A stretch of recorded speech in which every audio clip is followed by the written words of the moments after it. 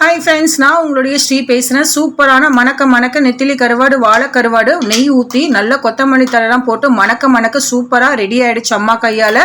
இந்த ரெசிபியை நம்ம தக்காளி 11 கட் பண்ணியிருக்கோம், வெங்காயம் 2 கட் பண்ணியிருக்கேன், முழு பூண்டு எடுத்திருக்கேன், கொத்தமல்லி தேவைக்கு 3 கொத்து கருவேப்பில்லை, காஞ்சி மிளகாய் 20 காஞ்சி மிளகாய், 3 ஸ்பூனு சீரகம் போட்டு நல்லா கொரன்னு அரைச்சாச்சு. அரைச்சதில் பூண்டு போட்டு கருவேப்பிலை போட்டு நல்லா ஒரு சுற்றி எடுத்தாச்சு.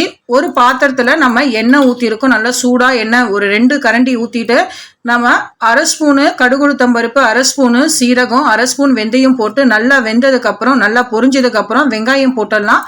வெங்காயம் நல்லா செவரட்டும். அதுக்கு செவறதுக்கு தேவையான உப்பு நம்ம போட்டிருக்கோம். உப்பு போட்டு நல்லா செவர வச்சிடலாம்.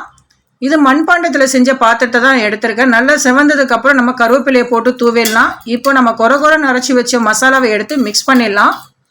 இது நம்ம சில்லி ஃப்ளக்ஸ் மாதிரி தான் இருக்கும், அந்த மாதிரி அரைச்சி வச்சுருக்கோம். இப்போ நல்லா மிக்ஸ் பண்ணிக்கலாம். இதுக்கு தேவையான மசாலா 1 ஸ்பூனு மஞ்சத்தூள், 2 ஸ்பூனு கார மிளகாய் போட்டு ஆட் பண்ணியிருக்கோம்.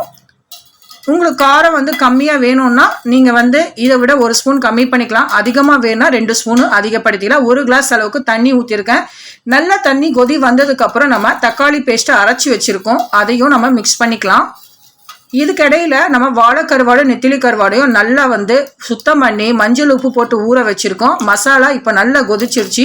கொதி வந்தோன்னே கருவாடு எல்லாத்தையும் நம்ம போட்டுடலாம். நல்ல ட்ரையான ஸ்டேஜில் அப்படியே வீட்டில் செஞ்ச நம்ம நெய் பசு நெய் 2 ஸ்பூன் அப்படியே நம்ம ஊற்றிடலாம்.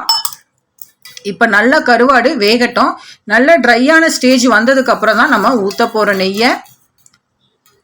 இப்போ நல்ல ட்ரையான ஸ்டேஜுக்கு வந்துருச்சு. கொத்தமல்லி தழை ஆல்ரெடி கட் பண்ணி வச்சதை நம்ம அப்படியே மலைசாரல் மாதிரி நல்லா தூவி விட்டுடலாம்.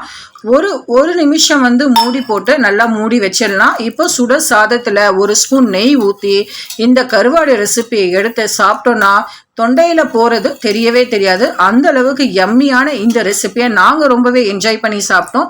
நீங்கள் மறக்காமல் ட்ரை பண்ணிவிட்டு இந்த ரெசிபி உங்களுக்கு பிடிச்சிருந்தா நம்ம சேனலை ஷேர் பண்ணுங்கள், கமெண்ட் பண்ணுங்கள். ஸ்ரீவியூ சேனலை மறக்காமல் சப்ஸ்கிரைப் பண்ணிவிடுங்க. நம்ம வேறொரு வீடியோவில் சந்திக்கலாம். அதை வேறொரு பாத்திரத்துக்கு அப்படியே ஷிஃப்ட் பண்ணிட்டு நம்ம கொத்தமல்லி தழை போட்டு வீட்டில் இருக்கிறவங்களுக்கு சர்வ் பண்ணிடலாம். பாய், see you. சூப்பரான இந்த ரெசிபியை நம்ம சுடசாதத்தில் போட்டு சாப்பிடும் போது வேற லெவல்ல இருந்தது. நீங்களும் ட்ரை பண்ணுங்க, மறக்காம ஷேர் பண்ணுங்க, கமெண்ட் பண்ணுங்க. நம்ம சேனல்ல மறக்காம சப்ஸ்கிரைப் பண்ணுங்க. பாய், see you.